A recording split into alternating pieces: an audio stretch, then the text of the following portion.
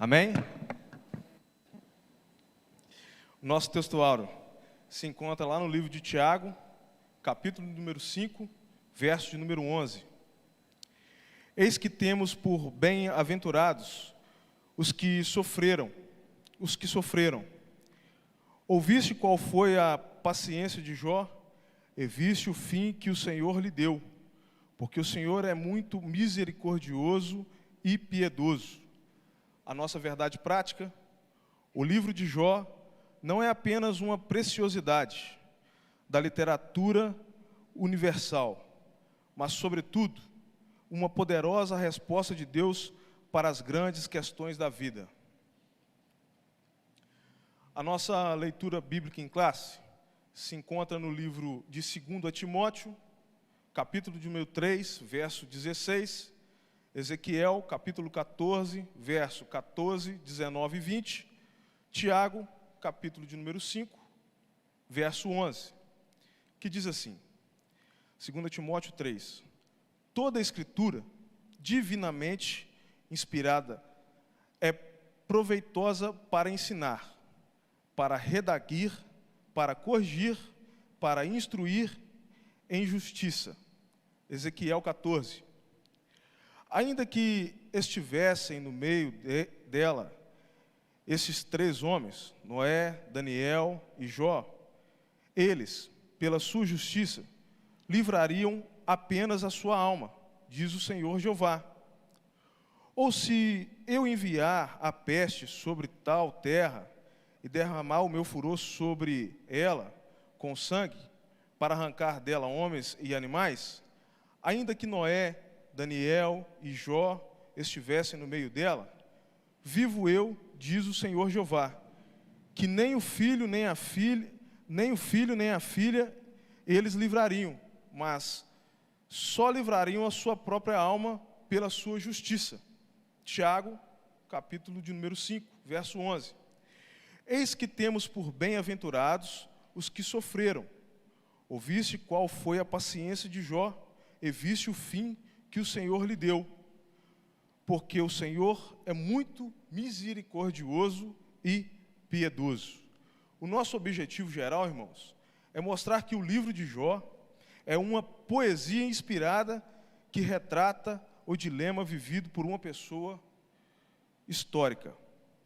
Os nossos objetivos específicos, nós temos três. O primeiro é mostrar que, a partir das evidências internas do livro, é possível conhecer o contexto no qual Jó viveu.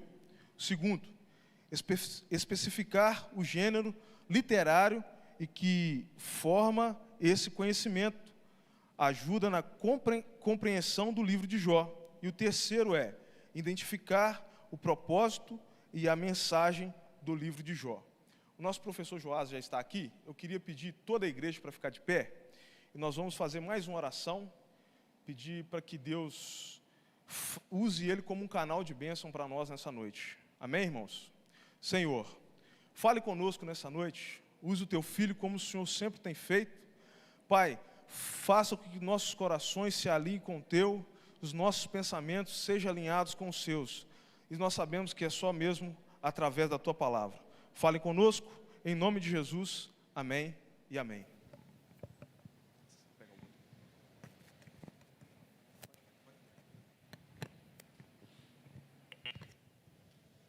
Paz do Senhor, irmãos. Começo de mais um trimestre, né? Vencemos 3 trimestres aí da escola dominical, apesar da pandemia, né? A igreja do Senhor nunca parou, né? Essa primeira lição é uma responsabilidade muito grande, né? E você deve imaginar a dificuldade que esse que vos fala tem de estar aqui à frente, né? Logo nessa primeira lição. Mas, ainda assim, sou muito grato pela confiança, né? Primeiro pela confiança e pela oportunidade sempre de ter esse privilégio de falar da Escritura, falar da palavra do Senhor. Há uma interação logo na primeira lição que eu gostaria de ler antes da gente ler o sumário. Eu achei que o Gleberson ia fazer isso, mas vamos lá. Eu vou ler o sumário também. Há coisas que acontecem na vida do crente que, inevitavelmente, levam-o a fazer perguntas que traduzem a angústia da alma. Se Deus é justo e amoroso, por que permite que um justo sofra tanto? Perguntas como esta podem ser consideradas o pano de fundo do livro que estudaremos neste trimestre, o livro de Jó. Nosso objetivo é compreender o que o livro diz a respeito do assunto. Qual o assunto? O sofrimento do justo em face da justiça de Deus e do amor de Deus. Esse assunto vai ser o assunto tema nessas próximas lições, 13 lições. As respostas humanas dadas ao sofrimento e, finalmente, a resposta de Deus a Jó e seus amigos. Para comentar o tema desse trimestre, o pastor José Gonçalves, que é escritor, conferencista, membro da Comissão de Apologética da nossa Convenção Geral das Assembleias de Deus no Brasil. Lidera a Igreja Assembleia de Deus em Água Branca, no Piauí.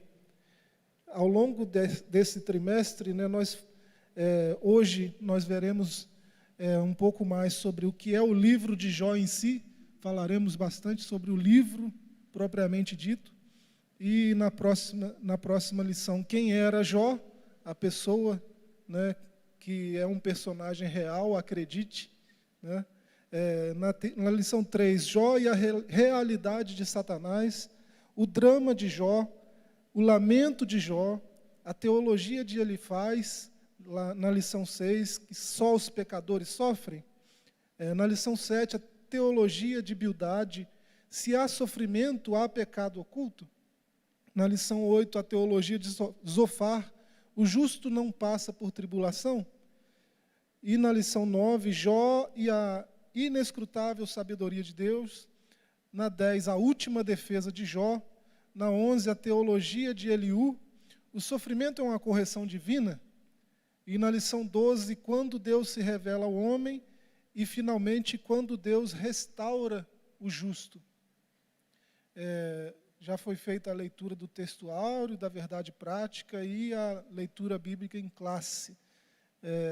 Passaremos, então, ao comentário da primeira lição. Na sua página 5 da lição, para quem tem aí, pelo menos aqui na minha é a página 5. Nesse trimestre estudaremos o livro de Jó, uma das obras mais fascinantes da Bíblia. Não há em toda a literatura bíblica outra obra semelhante, diferente na sua estrutura, no estilo e, sobretudo, no conteúdo. O livro de Jó demonstra a grandeza de Deus diante da finitude humana e, portanto, é uma obra que alimenta a nossa esperança quando tudo mais parece ter perdido o sentido. Em tempos como esses nossos, há muita busca por sentido. Isso tudo faz algum sentido? É o que muitos se perguntam. Questionamentos de por que esses sofrimentos nos sobrevêm, por que o justo sofre, que é o tema desse livro. E quando a gente olha para a obra como um todo, o livro de Jó, quando a gente olha para ele com um olhar mais panorâmico, a gente percebe isso que é pontuado aqui pelo pastor José Gonçalves. A gente percebe a grandeza de Deus, como Deus é grande, e como o homem é pequeno, é finito. Como o homem é tão pequeno diante de um Deus tão grande. E aí a gente começa a pensar como pode um ser tão pequeno levantar questões que, embora sejam justas, questões referentes ao caráter, por exemplo, de um Deus tão grande. E questões quanto à justiça, então, que é o tema do livro em si, porque o justo sofre se ele, sendo justo, pratica a justiça que é do próprio Deus que o criou. E se esse Deus é justo, como ele pode permitir que um justo sofra? né? Esse tipo de questionamento põe em xeque, põe em dúvida, né, o amor de Deus, a justiça de Deus, né, em detrimento do fato do homem sofrer, né? Porque é levantado a questão como se o homem não tivesse que sofrer, não pudesse sofrer sofrimento algum, mal algum, como se o homem fosse o maior referencial de justiça da criação, né? E quando nós olhamos mais de perto, a gente percebe que não é assim, né? Um homem que pergunta: por que eu, Senhor? Por que eu, Criador? Por que eu, Deus? Seja lá como chama o seu Deus, né? Qualquer homem que faz esse tipo de pergunta, se tiver alguém sensato perto dele ouvindo esse tipo de questionamento, vai vir a resposta na ponta da língua: por que não você? Você pecador, você falho, você finito, você tão falho, tão pequeno, por que não? Né? Mas, partindo para o ponto 1 da nossa lição, senão a gente não sai da introdução, certo? E a gente precisa correr, porque o tema é rico, né? E quanto mais a gente se aprofundar no tema, quanto mais a gente refletir sobre o que esse livro quer nos dizer, qual é a mensagem que ele quer passar, né, melhor para nós, para o nosso entendimento, até de quem é a pessoa de Deus. A autoria, o local e a data do livro. Para a gente, antes de entender do que esse livro está falando, a gente precisa entender o livro em si, o livro propriamente dito, né? Esse livro, ele surgiu por acaso na literatura, na história da humanidade. Esse livro foi escrito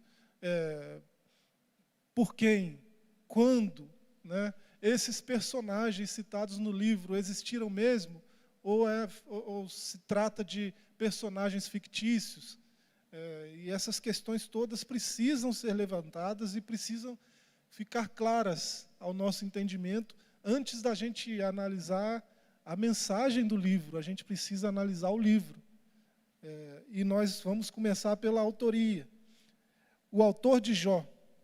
Quem escreveu o livro de Jó é motivo de longos debates.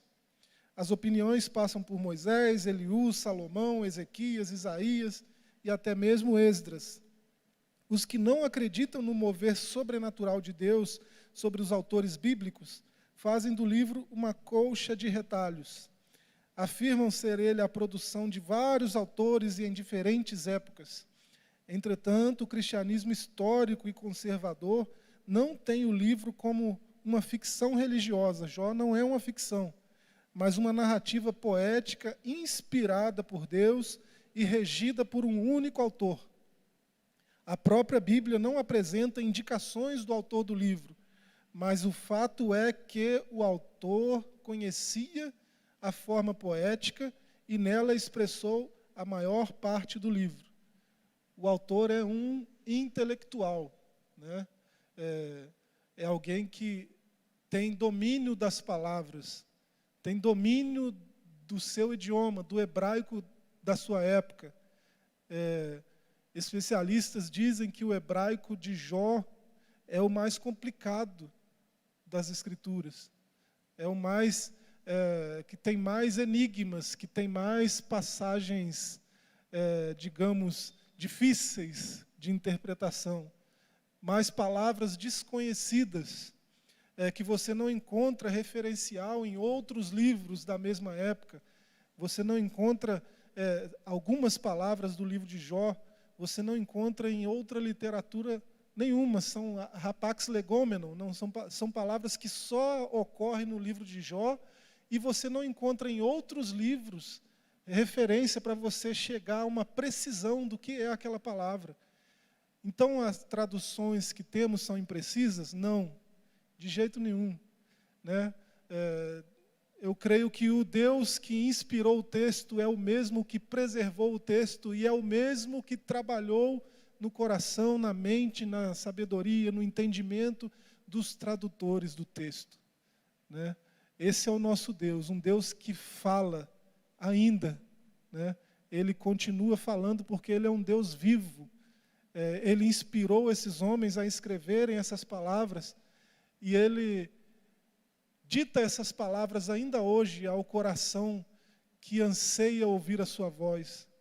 E o livro de Jó não é diferente. O livro de Jó foi inspirado por Deus, e nós vamos falar disso daqui a pouco, mas a comprovação disso começa pela própria Escritura. A própria Escritura confirma que esse livro foi inspirado como todos os outros da Escritura Sagrada. Foi inspirado pelo próprio Deus. A pessoa histórica de Jó, além de levantarem, a teologia liberal, além de fazer do livro de Jó essa coxa de retalhos, alguém escreveu lá 3, 5 mil, 6 mil antes de Cristo, alguém escreveu lá, aí depois passou 1000 anos, alguém escreveu mais um trecho, aí passou tantos anos, alguém escreveu mais um trecho, e no final das contas, mais recentemente, alguém chegou, juntou esses trechos todos, que estavam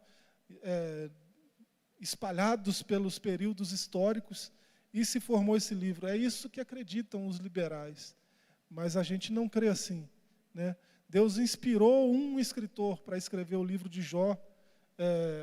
A gente sabe disso pela coesão, de cada parágrafo desse, dizendo a mesma história, contando, narrando os mesmos fatos. E eles têm coragem de levantar a questão de se Jó seria um personagem real ou fictício.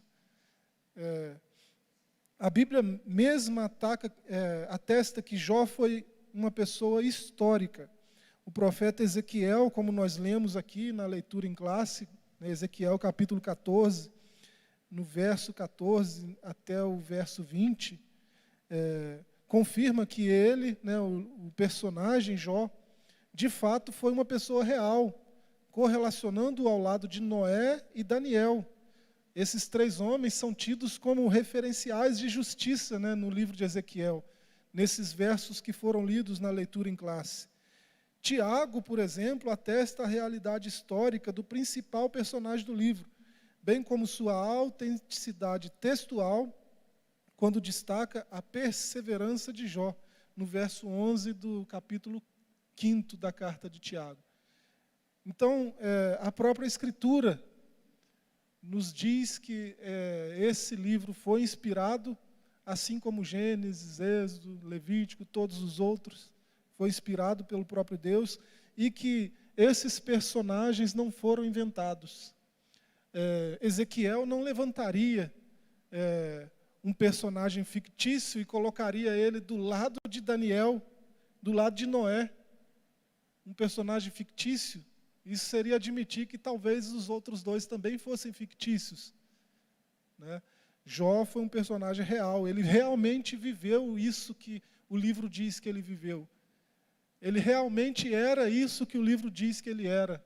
Homem justo, íntegro, sincero, temente a Deus, que se desviava do mal. Esse homem existiu. Um referencial para qualquer um, em qualquer tempo. Um referencial de justiça, de integridade, não só de paciência, como é o senso comum. A terra de Jó. Já no início do seu texto, o livro de Jó se destaca que ele era da terra de Uz. No primeiro verso. Como Jó, Uz era uma terra real. Os comentaristas situam Uz ao sul de Edom e a oeste do deserto da Arábia, se estendendo a leste, indo até a Babilônia. Lá em Lamentações de Jeremias, no capítulo 4, no verso 21, você percebe a historicidade desse lugar. Também não é um lugar fictício, é um lugar da nobreza, onde os nobres estão. E você vê, pelo porte de Jó e de seus bens e de sua família, você vê pela narrativa aí, logo no começo do livro, você vê que realmente se tratava de alta nobreza. Jó estava entre os nobres da terra, e ele estava num lugar que era um lugar nobre na terra. Então, Aqui está escrito Jeremias 4:21, na sua lição deve estar também. Se você quiser corrigir, é Lamentações de Jeremias, né, capítulo 4:21. E 25:20 também. Né? Ainda sobre a autoria, o local, a data, antes de falar da época, nós podemos falar, por exemplo, onde está o livro de Jó na escritura hebraica, por exemplo. Né? O cânon hebraico é o mesmo cânon que nós temos nas nossas mãos hoje. A gente folheia de Gênesis até Malaquias, né? E os judeus, eles tinham esses mesmos livros que nós temos aqui, né, como escritura inspirada, escritos, palavra de Deus, escritura sagrada. O próprio Senhor Jesus, a Bíblia que Jesus lia era essa, né, que nós acabamos de mencionar. O próprio Senhor Jesus, lá em Lucas, se você quiser conferir, né, Lucas capítulo 11, o próprio Senhor Jesus atesta a inspiração e a legitimidade desses livros como sendo sagrados, escritura revelada, inspirada pelo próprio Deus. No capítulo 11 de Lucas, no verso 51, Jesus vai falar do sangue, né, para que, desde o sangue de Abel até o de Zacarias, que foi assassinato entre o altar e o santuário de Deus, sim, eu vos digo, a essa geração serão pedidas contas. Jesus está falando desde o sangue de Abel, Gênesis 4:8, né, até o sangue de Zacarias, segundo o livro de Crônicas, né, capítulo 24, verso 21. Do sangue de Abel até o sangue de Zacarias, vai ser pedido conta de tudo que está sendo feito. Quando Jesus usa essa expressão do sangue de Abel até o sangue de Zacarias, ele está dando testemunho do cânon sagrado que eles tinham na época. Da Escritura, palavra de Deus, a Bíblia da época.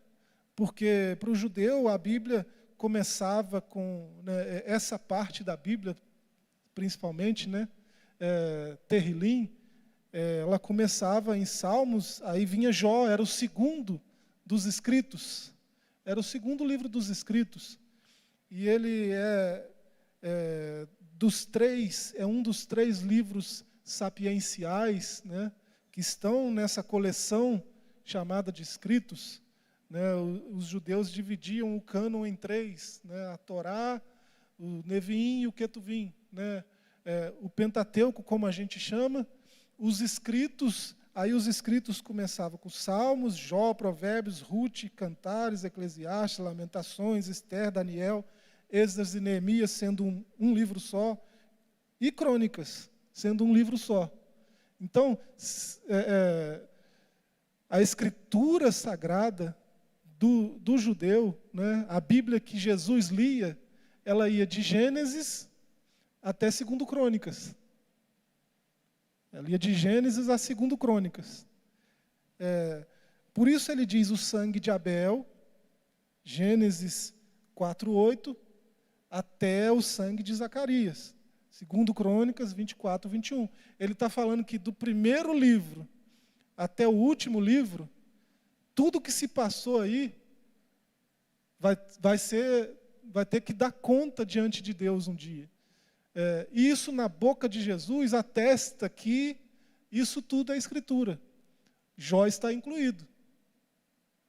Jó está no meio disso tudo aí, de Gênesis a 2 Crônicas. Jesus lia Jó também. Né? Então, Jó não fica de fora como Escritura inspirada por Deus. É um absurdo maior ainda, vindo da boca de teólogos, dizer que Jó é história inventada, que Jó talvez não seja canônico, não seja inspirado por ser inventado, por ser uma história tão absurda que é inventada. Né? Alguém que diz um absurdo desse, né, não pode nem ser chamado de teólogo. né? Ou se é um teólogo, é um mau teólogo, né? Se é que a gente pode falar assim. Então, o próprio Senhor Jesus atestou que isso é escritos. Se você andar um pouquinho mais no próprio Evangelho de Lucas, no capítulo 24, lá no finalzinho também, verso 44,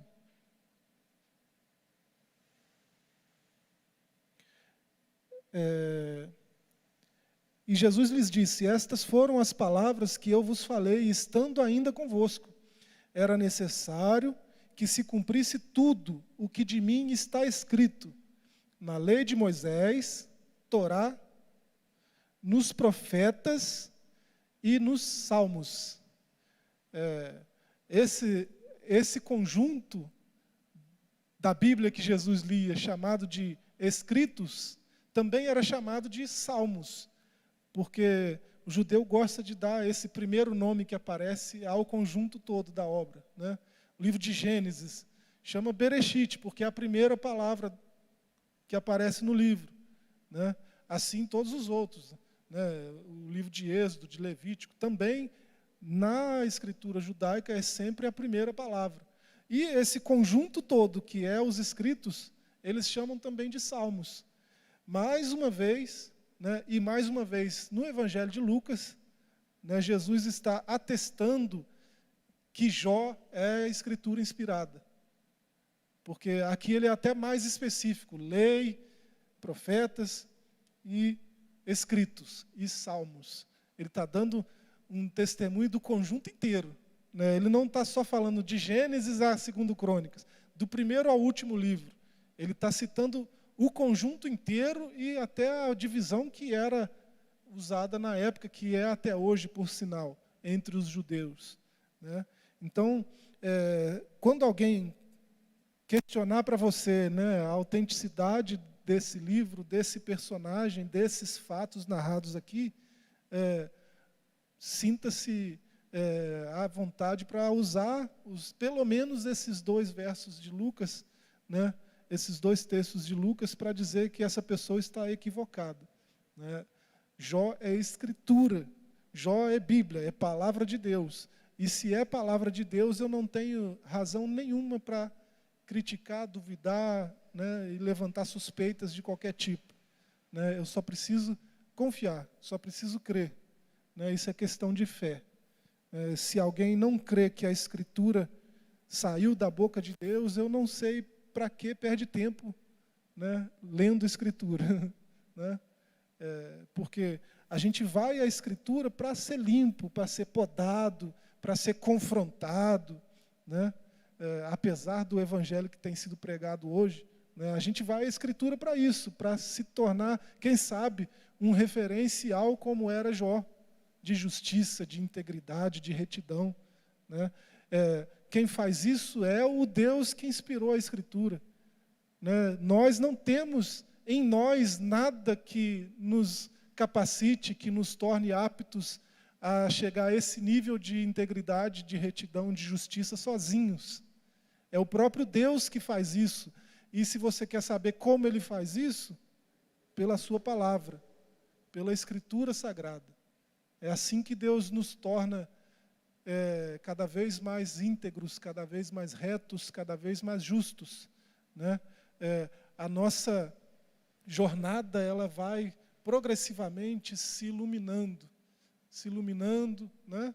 E a gente vai crescendo em graça, né? Crescendo nessas virtudes do reino, até que seja dia perfeito, até que não tenha mais nada para ser aparado, né?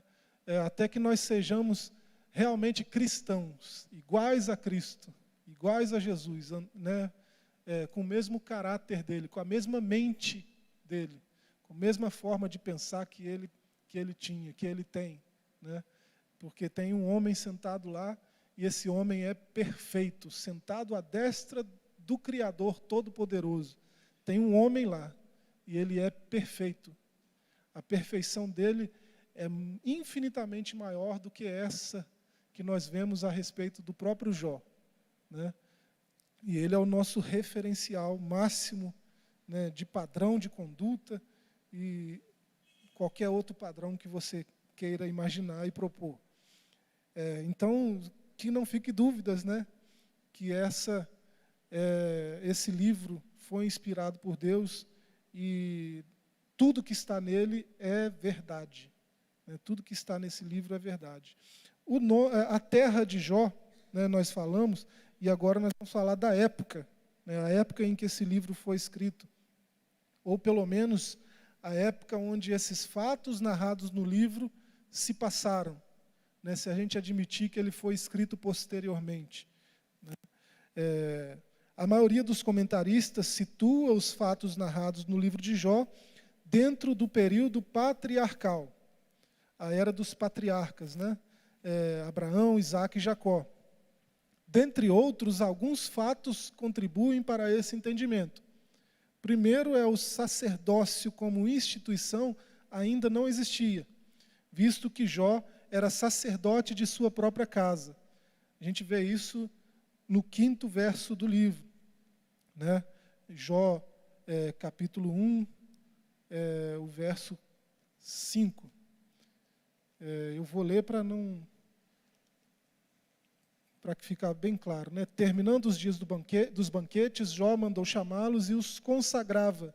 Levantando-se de madrugada ou cedo, né, oferecia holocaustos segundo o número de todos eles, pensando, talvez meus filhos tenham pecado e blasfemado contra Deus em seu coração. E assim Jó fazia continuamente, constantemente, né, incessantemente. Jó sempre fez assim. Consagrava pelos seus filhos. Né? Jó era um sacerdote da sua casa.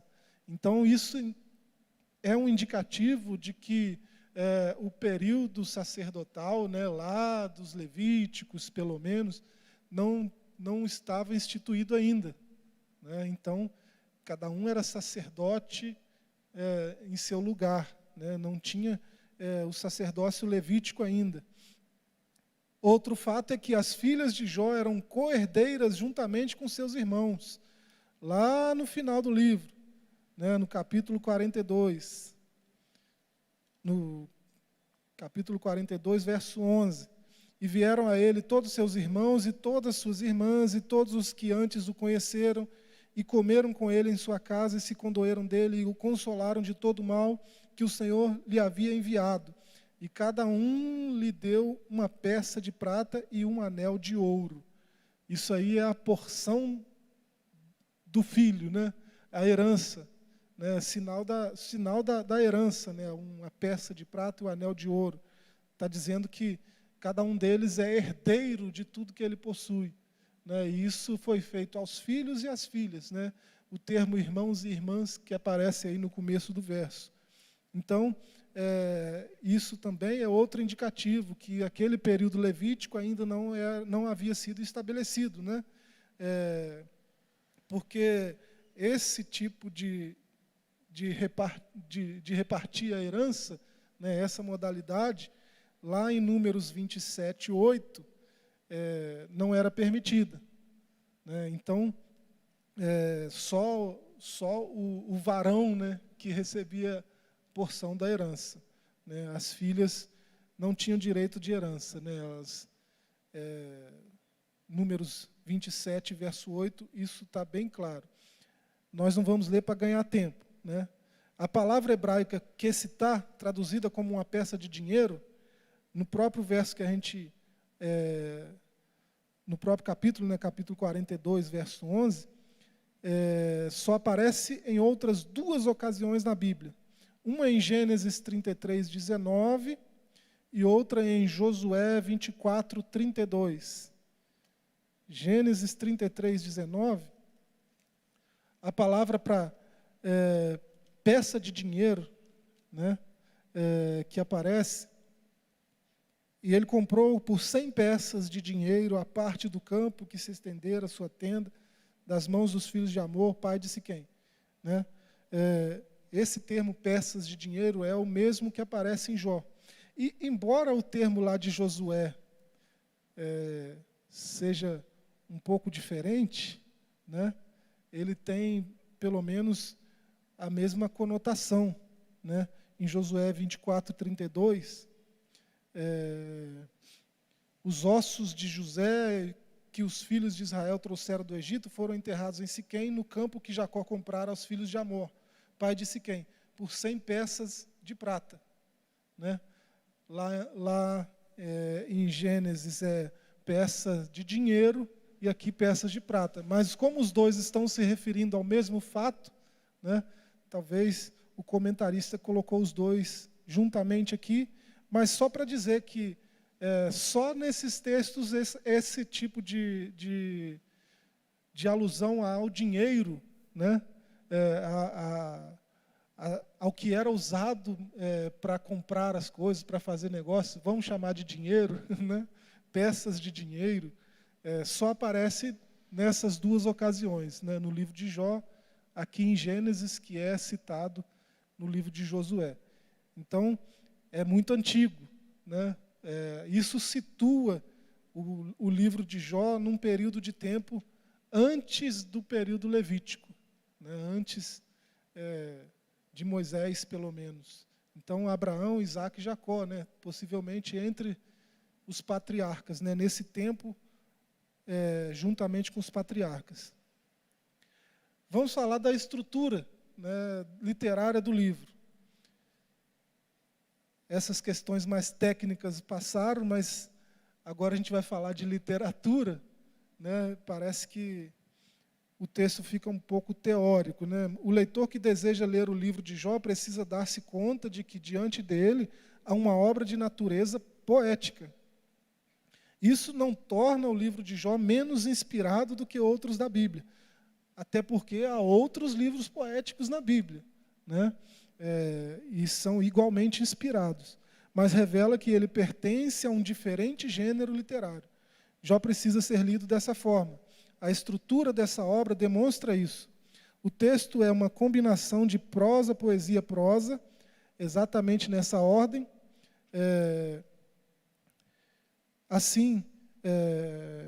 Prosa, poesia, prosa.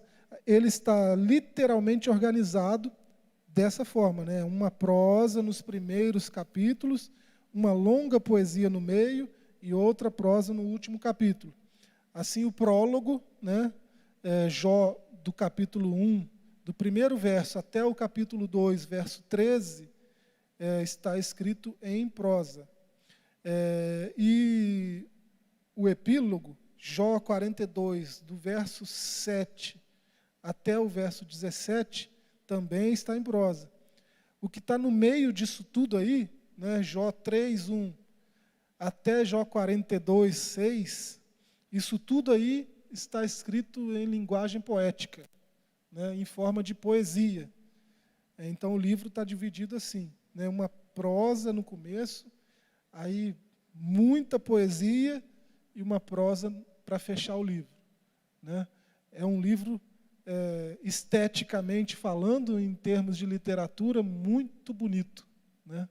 Muito bonito. Talvez comparável somente ao Salmo 119, quando a gente está falando de Antigo Testamento, pelo menos, né? Onde tem mais escritos poéticos, né?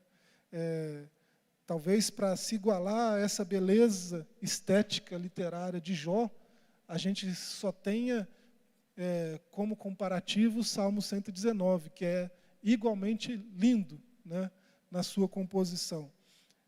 Quanto à organização, no texto em poesia há a seguinte organização: um monólogo feito por Jó, 3 ciclos de diálogos entre Jó e seus amigos, né, inicialmente 3 amigos, Elifaz, Bildade e Zofar, e depois aparece no discurso um 4º amigo, né? Mas depois desses 3 ciclos de diálogos, 4 outros discursos de um 4º amigo jovem, né? Eliú é o 4º personagem amigo de Jó que aparece, seguido pela revelação de Deus, onde ele manifesta o seu poder e graça. E, finalmente, a humilhação de Jó diante da revelação divina e sua restauração completa.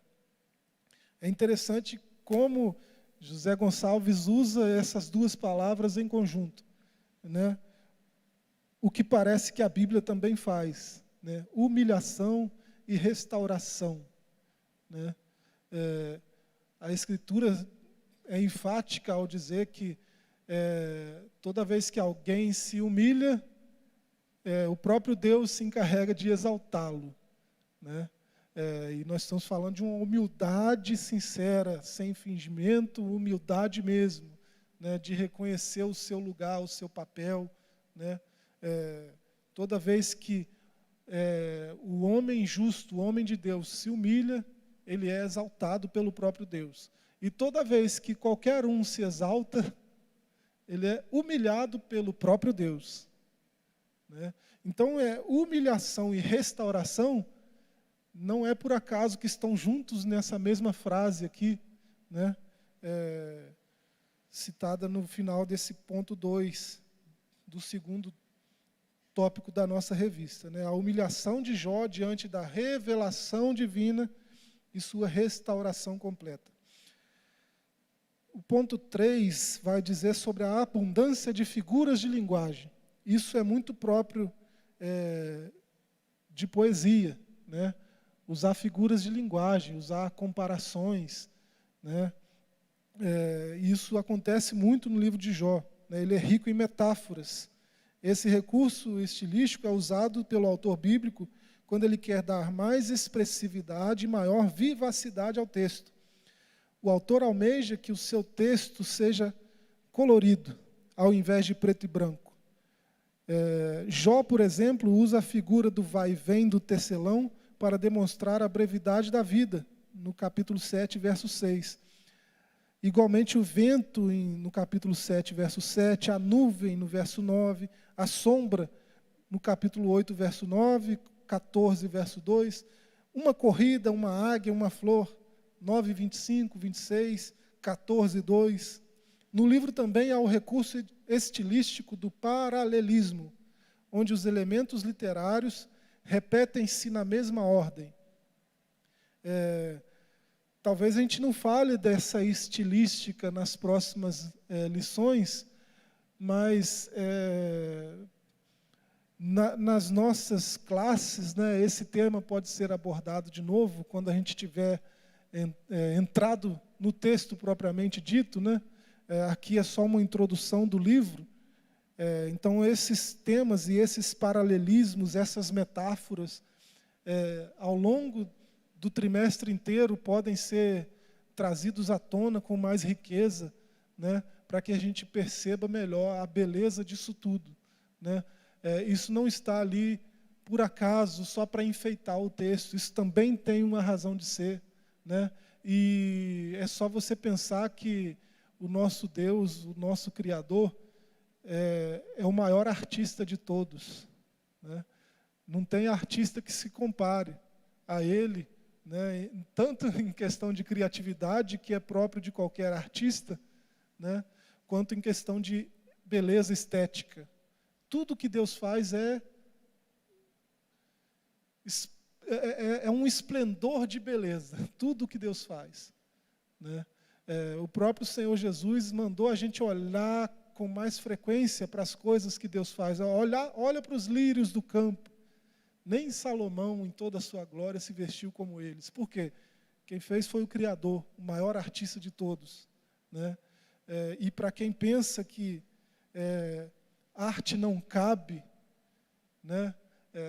Quando se está falando de culto a Deus, por exemplo, ou de qualquer coisa relacionada a Deus, né, está redondamente enganado, né? O primeiro músico foi filho de Caim, mas a música veio de Deus. A música, aquele dom que o filho de Caim deixou sair, né, sair de dentro do coração dele, é assim que acontece com todo tipo de arte, né? Foi Deus que colocou lá, né? É um homem ímpio fazendo arte, mas quem deu o dom foi quem criou esse homem. Acontece que homens ímpios não nasceram ímpios, se perverteram no caminho. E tudo que Deus deu para eles não é revogado assim instantaneamente, só porque são ímpios. Fosse assim, não teríamos tantos gênios de todas as artes, né, fora da presença de Deus, né, fora do relacionamento com Deus. Não são só crentes que sabem fazer arte. Acontece que crentes fazem melhor, né? Porque tem a melhor inspiração. É isso que acontece. Você vê Bezalel levantado por Deus, por exemplo, e você vê a descrição do que ele fez com a sua arte para a adoração de Deus, né? A gente fica encantado só com a descrição. Você imagina estar diante daquilo tudo, vendo aquela beleza toda, né? Então, como diria Huckmacher, né, a arte não precisa de justificativa. Não precisa porque vem de Deus. Isso é todo tipo de arte, né? A Escritura vai dizer isso não uma vez só, mas ela vai dizer que todo bem vem de Deus, o Pai das luzes. Tudo que você vê de bom, tudo que você pode experimentar de bom, bom mesmo, na sua essência, vem de Deus, né? Então, dizer que essa arte é do diabo, essa arte é de Deus, é algo meio que inconcebível. Embora tenha artistas que são usados pelo mal, e esse tipo de arte não cabe, né, para pessoas que andam com Deus, né? Dizer que a arte em si é má é uma contradição de termos, né? Não uma antinomia, uma contradição, né? Jó é uma arte, o livro de Jó é uma arte, né? Poesia do começo ao fim. Eu só estou falando, só fiz esse adendo sobre arte aqui por causa disso, né? E eu sei dos pensamentos que há por aí, né, no meio gospel a respeito da arte, né? E a gente faz parte do meio também. Então, né, como apaixonados por música, por exemplo, né, a gente tem assim um senso de dever moral de falar disso, né? Mas vamos prosseguir com a nossa aula. O ponto 3, e nós chegamos ao final da lição, parece que o comentarista deixou o mais complexo para o final, a natureza e a mensagem do livro. É disso aqui que nós vamos falar nas próximas 12 lições. A natureza e a mensagem do livro de Jó. Então aqui nós temos uma introdução disso, né?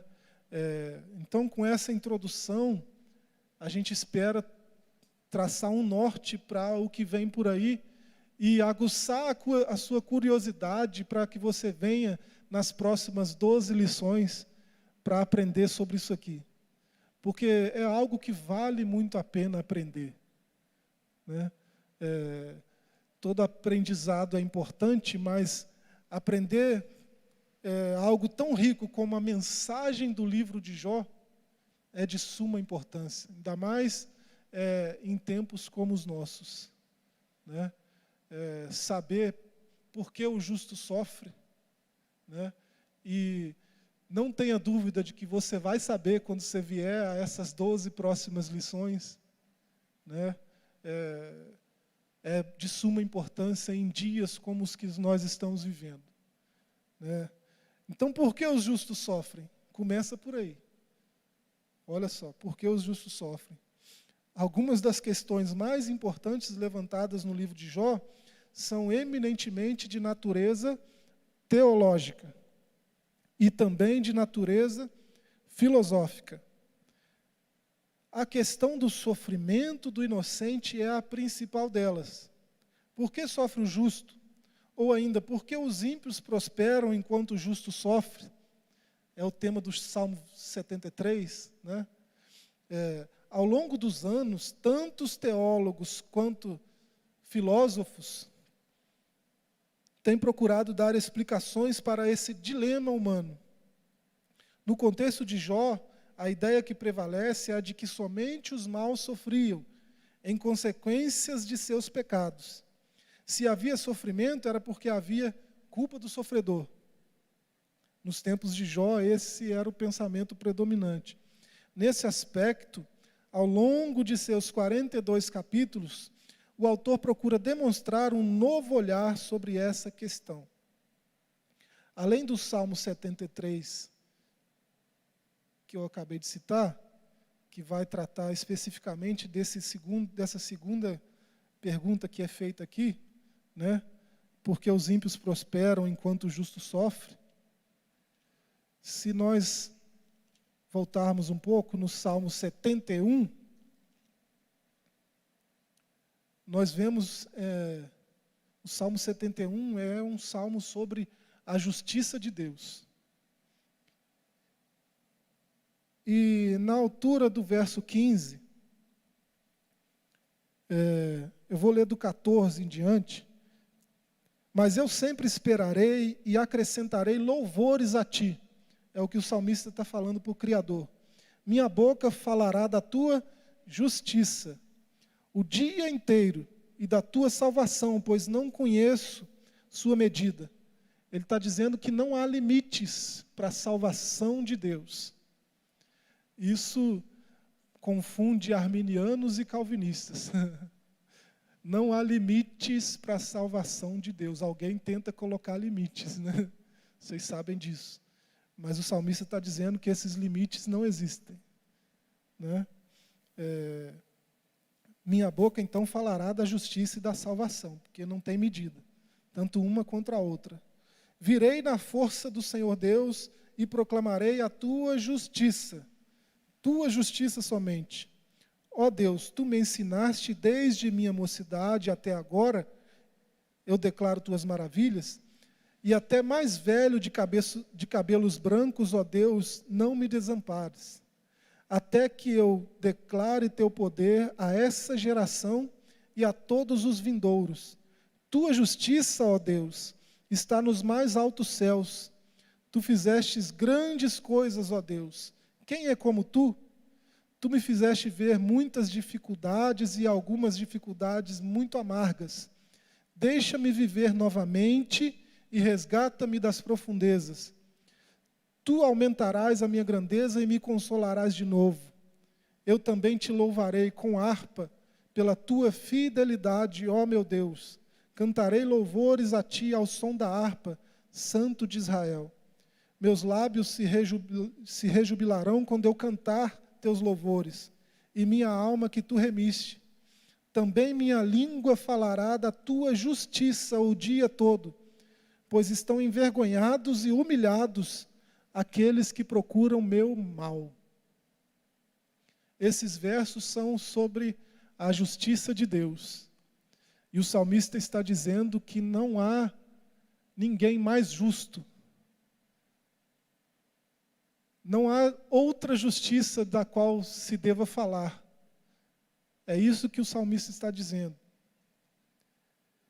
E essa questão da justiça, ela vem à tona quando se faz essa pergunta: por que os justos sofrem?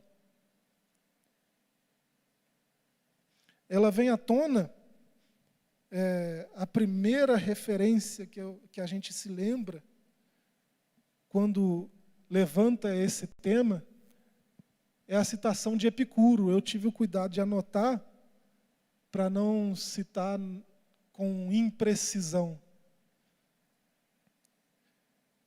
Epicuro, quando escreveu Da Natureza, Antologia dos Textos, foi publicado pela editora Abril Cultural em 1985. Eu tirei essa citação da página 28. Para quem não sabe quem é Epicuro, né? Ele viveu de 341 a 271 antes de Cristo. E nessa citação, nesse livro, né, da natureza, né, uma antologia dos textos de Epicuro, nesse livro da natureza, ele procura responder sobre a questão do sofrimento humano. E ele começa a argumentar, até o final do livro, a questão do sofrimento. E ele diz que o homem sofre, na maioria das vezes, né, a grosso modo, resumindo o que ele diz, né,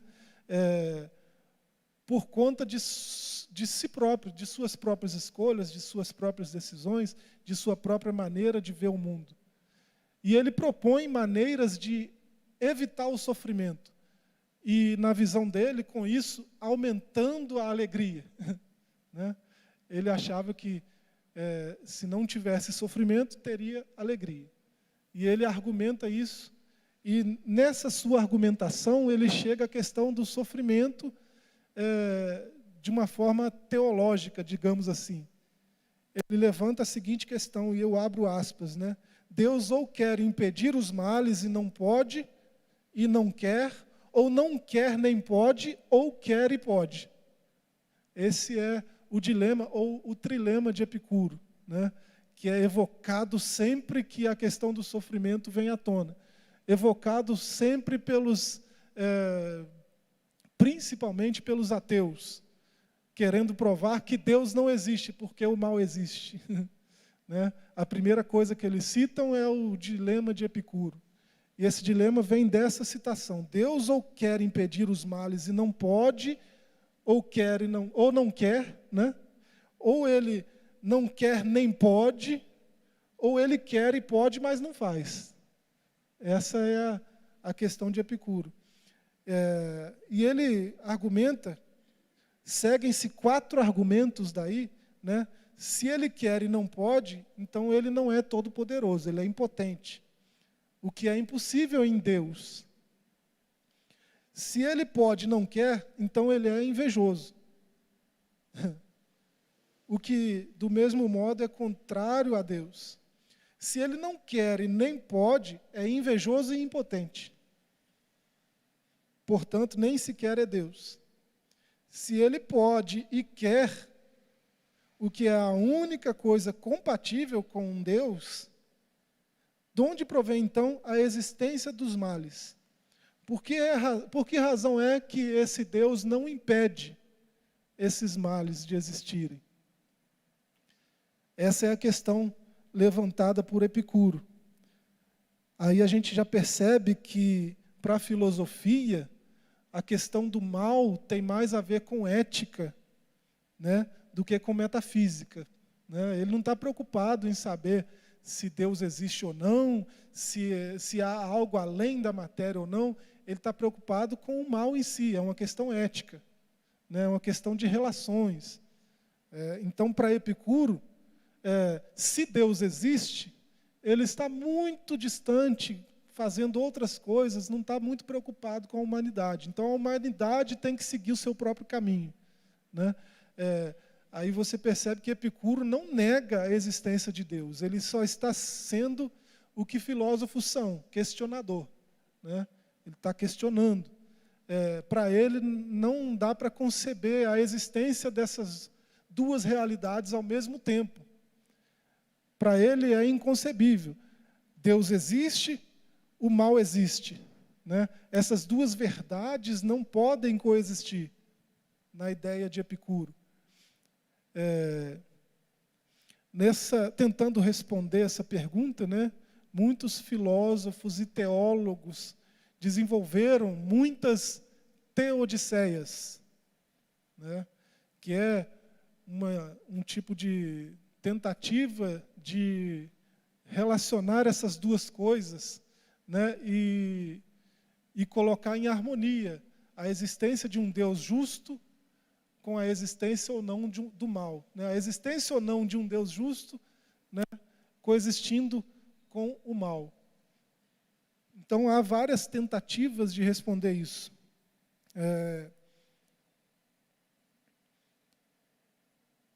Uma das tentativas, a mais antiga, pelo menos, que sobreviveu até hoje,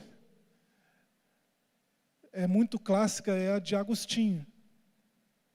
Agostinho, para responder o dilema de Epicuro, ele propôs um problema, né? O problema de Agostinho.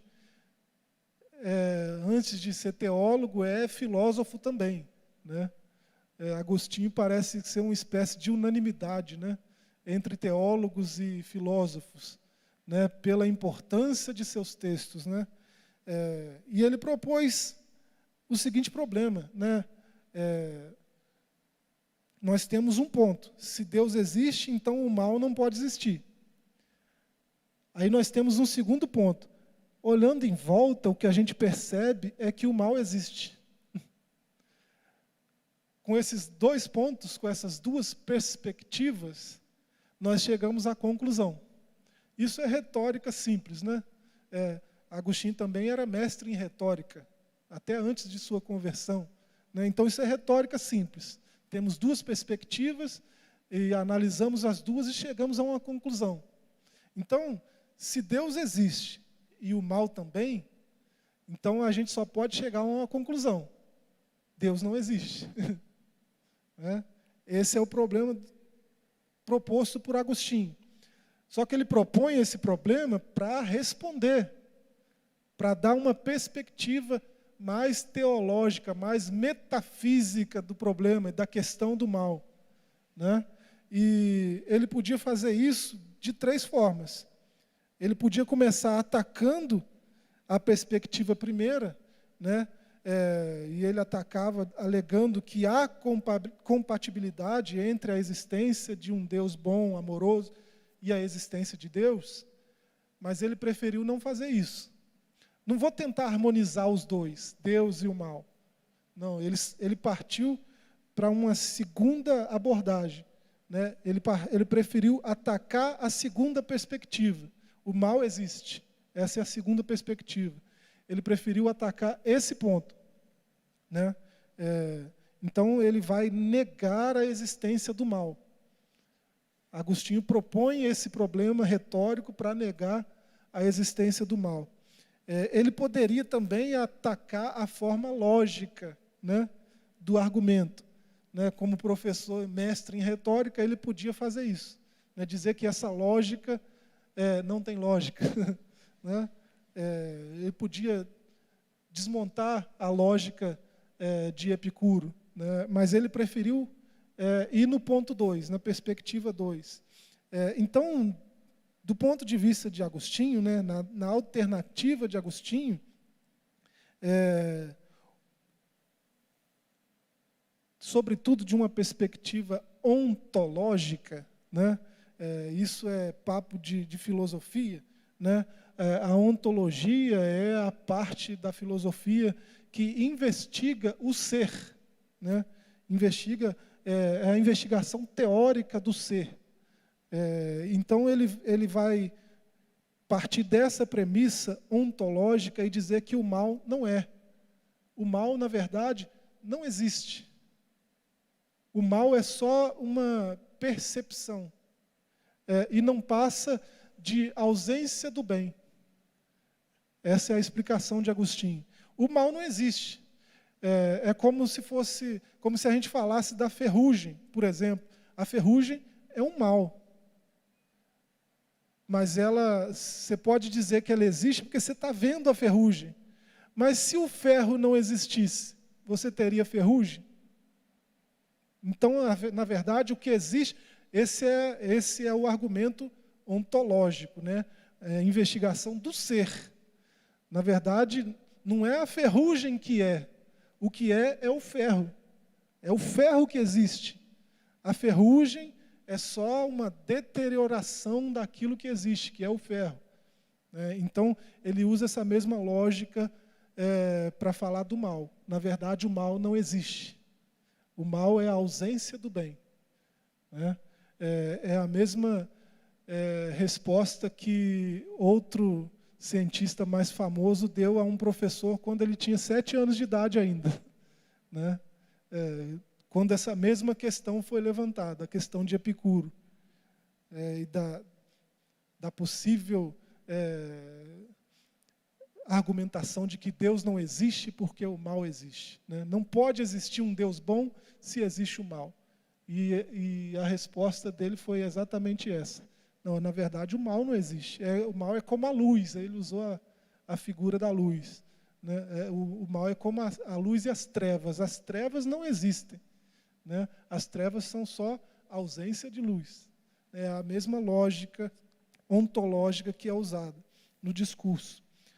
Então,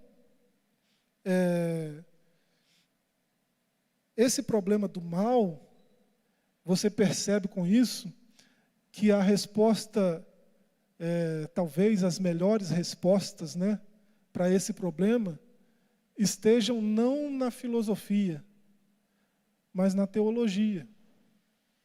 Porque se a questão é que não pode haver um Deus bom se há o mal, então é uma questão teológica, porque Deus é trazido para a questão, né?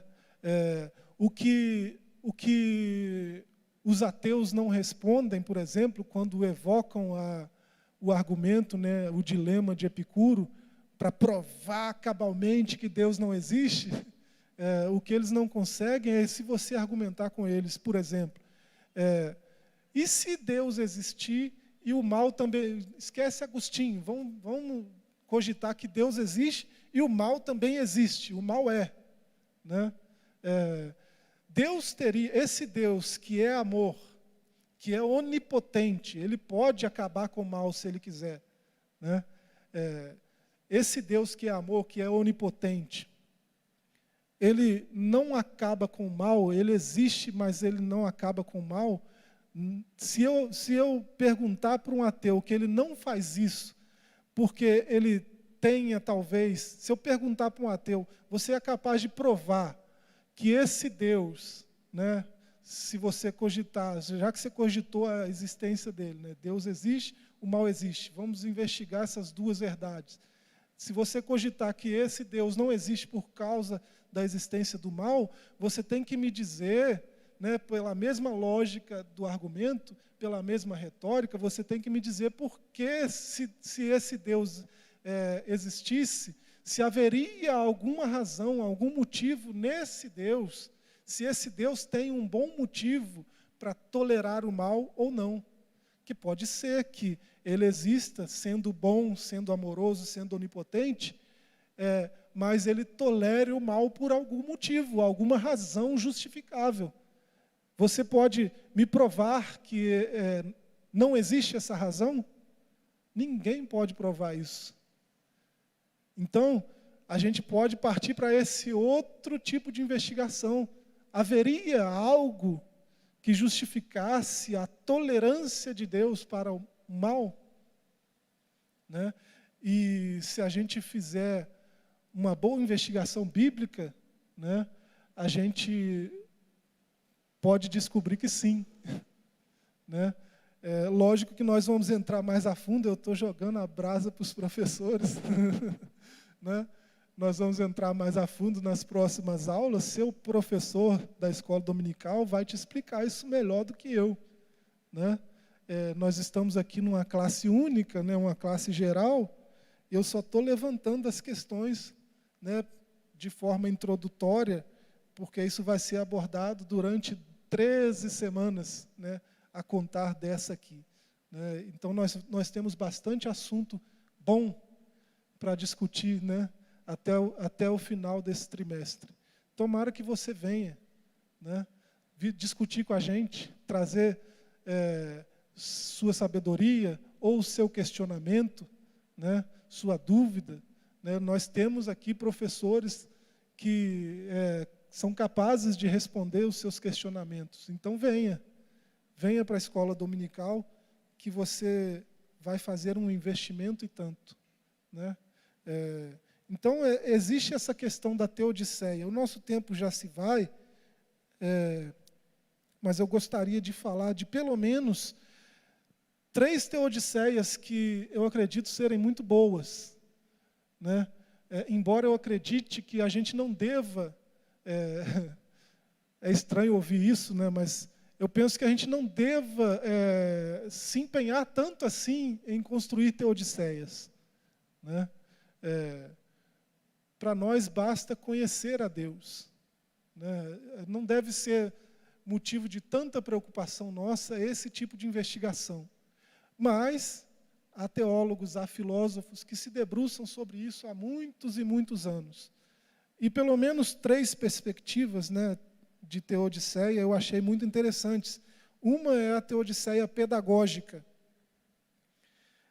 E quando se fala de Jó, eu já ouvi muitos pregadores, muitos ensinadores com essa perspectiva de teodiceia, uma teodiceia pedagógica, né? Deus permite o mal para que os homens aprendam. Sabe por que você está passando isso tudo aí? Para você aprender. Isso faz muito sentido, né? Por isso que eu digo que é uma boa teodiceia.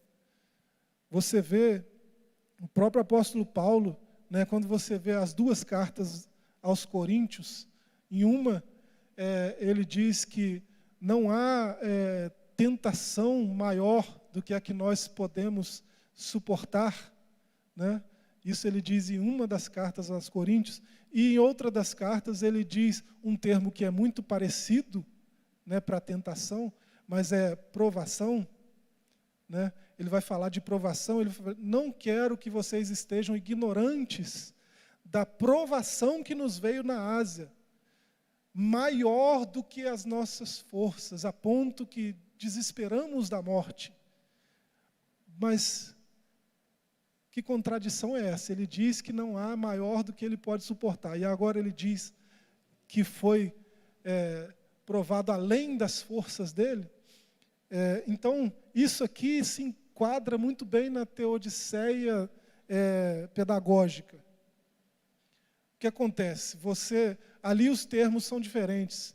Em um ele está falando de tentação. Deus não tenta ninguém e Ele não permite que o justo seja tentado, que ninguém seja tentado, além da sua capacidade de suportar. Com a tentação, quando vem a tentação, Deus já traz o escape da tentação para aquele que está sendo tentado, né? Então não tem tentação, eu caí porque não deu para suportar, foi maior do que a minha capacidade. Não existe isso. Não existe tentação maior do que a que você pode suportar e vencer. Agora, provação sim, né? Provação sim. Talvez aquele hino ficaria melhor, né? Eu sei que jamais eu tentado serei além do que eu possa suportar. Talvez tentado fosse uma palavra melhor, né? Porque provado, eu sou provado mais do que o que eu suporto. Se hoje eu suporto uma carga 15, é porque quando eu suportava uma carga 5, Deus me deu uma carga 7. Aí eu passei a suportar 7. Aí quando eu suportava uma carga 7, Deus me deu uma carga 11. Aí agora eu consigo suportar 11. Aí quando eu suportava uma carga 11, Deus me deu uma carga 15. Os marombeiros de plantão aí sabem do que eu estou falando, né? Você não começa num supino de 100 quilos, né? Você não começa levantando o peso que o personal trainer levanta, né? Você começa com aquilo que você suporta. Amanhã você suporta mais, e amanhã mais, e amanhã mais. Sua capacidade de suportar vai aumentando. Assim é a provação. Então, por que eu sou provado mais do que eu posso suportar? É pedagógico. Deus me ensina com essas lutas, com essas provações, né? Então, essa teodiceia faz sentido. Faz sentido, mas nem sempre. Esse é o ponto. A Bíblia toda faz sentido, né? Essa teodiceia pedagógica faz muito sentido. E ela tem base bíblica para se sustentar. Mas nem sempre. Nem sempre, né? Uma mãe que perde um filho, que não saiu do peito ainda, o que ela tem para aprender com isso? A gente tem que se perguntar, né? Tem gente que é daí para o desespero, para o suicídio até, ou coisas do tipo, né? Então, faz sentido até certo ponto. A gente precisa de explicações melhores, né? Tentando explicações melhores, alguém propôs uma teodiceia protelar. Aí, no Salmo 73, que a gente citou aqui, fica um pouco evidente esse tipo de teodiceia, né? Asaf estava todo dia no templo, escrevendo suas partituras, treinando seus músicos, 24 horas de louvor, 3 turnos. Asaf liderava um dos turnos. Então ele estava todo dia no templo. Mas chega uma altura e ele se questionava, como pode o ímpio prosperar daquele jeito? Eu estou aqui, eu sirvo ao Senhor 24 horas, é só música, música, partitura, partitura, para que Deus seja louvado com o nosso melhor, né? E eu estou nessa situação. Aí parece que o próprio Deus traz para Asaf esse tipo de teodiceia protelar. Ele diz, até que entrei no santuário de Deus, e eu vi o fim deles. O que Asaf está dizendo? Não, Deus é justo. Esse sofrimento que eu estou passando, eu não estou entendendo agora, mas no fim, toda a justiça de Deus vai ser revelada. Todos vão entender. É uma teodiceia protelar, né? A justiça não muda, mas ela só vai ser entendida no fim, né? Então, talvez é uma explicação melhor do que a teodiceia pedagógica. Mas também não explica tudo. Também não explica tudo. Um sofrimento do nível desse de Jó, né? No final ele entendeu, não sei se entendeu não. Quem perde filhos, como que supera a perda de filhos? Deus deu o dobro de filhos, tá, mas e aí? Né? Eu não vou explicar isso agora. Quem sabe na próxima oportunidade. Não vou explicar agora porque não tem tempo. Fica com essa aí. Né? Vem cá perguntar para o professor. Né? Então, essas duas teodiceias são boas, mas a gente precisa de algo mais. Precisa melhorar isso aí. Quem sabe uma teodiceia de comunhão. Teodiceia, né? Vem de 2 termos, theos, né? Você sabe que é Deus, não precisa ser especialista em grego como o Sebastião, né? Sabe que theos é Deus, né? E dikeia, vem de dikei, né? Dikeia seria algo como justificação, né? Seria a justificação de Deus, é como tentar justificar Deus, por que ele não acaba com esse mal logo, né? Então, a teodiceia de comunhão, essa é muito boa, né? Ele revela a sua justiça a nós, chegando mais perto. Tem um livro do meu escriba favorito, né? Max Lucado. É um teólogo que gosta de Lucado? Lucado, teologia boa, coisa fina, né? Max Lucado. Deus chegou mais perto, o nome do livro. Compensa você dar um pulo lá na Ponto Cristão, no Planeta Gospel, com certeza tem lá, né?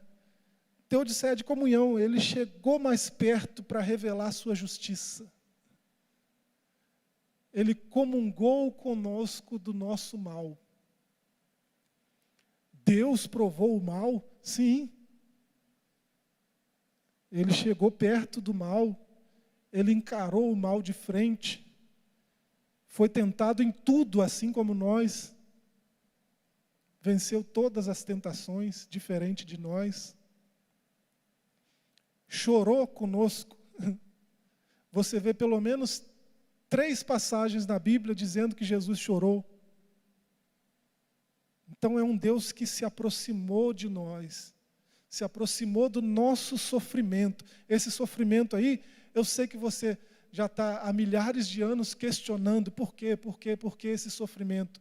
Vou explicar para você, né? Qual que é o maior sofrimento que você tem aí? É aquele que a gente, ser humano nenhum, consegue lidar com ele, morte. Vou encarar.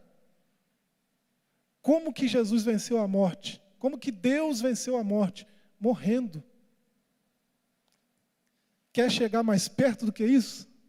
Não tem como. Teologia de comunhão. Ele comunga conosco, você não sofre sozinho. Esse sofrimento que você chama de seu, não é seu. Do ponto de vista de Deus, ninguém deve sofrer. Ninguém deve questionar a justiça e o amor de Deus usando o sofrimento como argumento. O sofrimento não veio de Deus.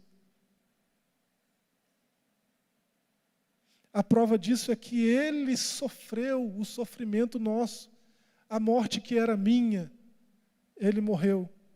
A pior possível. Então Deus chegou mais perto.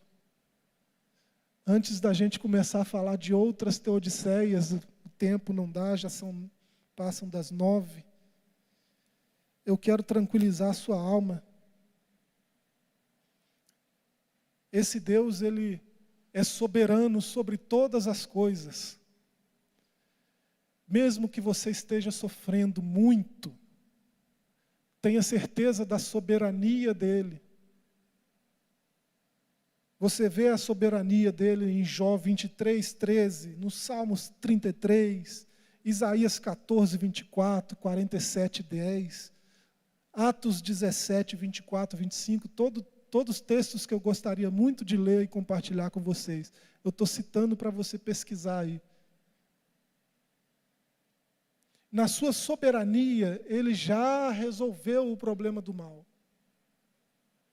Já está resolvido. Mas por que eu sofro ainda?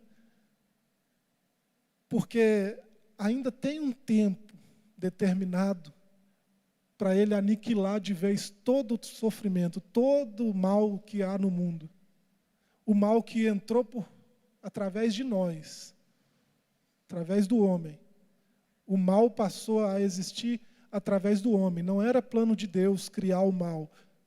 Não importa o que qualquer teólogo liberal tenha dito aí para você. Não é plano de Deus criar o mal.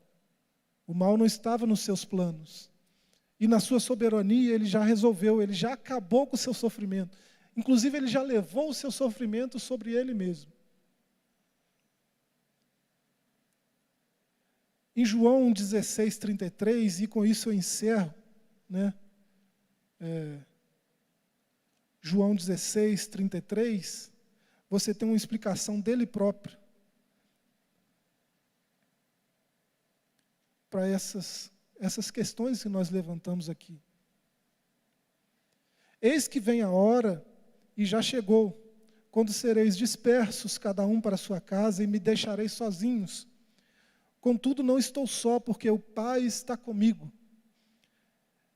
E o verso 33, eu vos disse essas coisas para que em mim tenhais paz. No mundo tereis tribulações, mas tende bom ânimo. Eu venci o mundo. Ele já venceu. E apesar do seu sofrimento, você está em paz. Daqui eu consigo ver o sorriso da irmã Fátima, porque tem paz. Né? Daqui eu consigo ver que você está em paz, porque você anda com Ele. Você está sempre diante dEle, ouvindo sua voz, buscando sua presença. Então você tem paz, apesar dos sofrimentos. E esses sofrimentos todos, logo, logo, terão fim, de vez. Né? Quando o último inimigo morrer, né? Que é a morte, aí sim, nada de sofrimento mais, nada de dor mais, nada de choro mais. Né? Nós estaremos para sempre com Ele, provando da mais perfeita alegria. Essa alegria que nós temos aqui agora é só o começo. Essa paz que nós já provamos dela é só uma amostra grátis, gratuita mesmo. Né? não tem outra definição para graça. Então, essa é a nossa esperança. Não perca essa esperança. Não perca essa fé, essa confiança de que esse sofrimento já foi vencido. Fique em paz. Eu agradeço essa oportunidade e agradeço muito e peço que sempre se lembrem do irmão Joás nas suas orações e que Deus possa te esclarecer, né, um monte de dúvidas, que a gente trouxe mais dúvidas do que esclarecimento. Mas, mesmo com essas dúvidas, fique em paz, né? Tudo já foi vencido.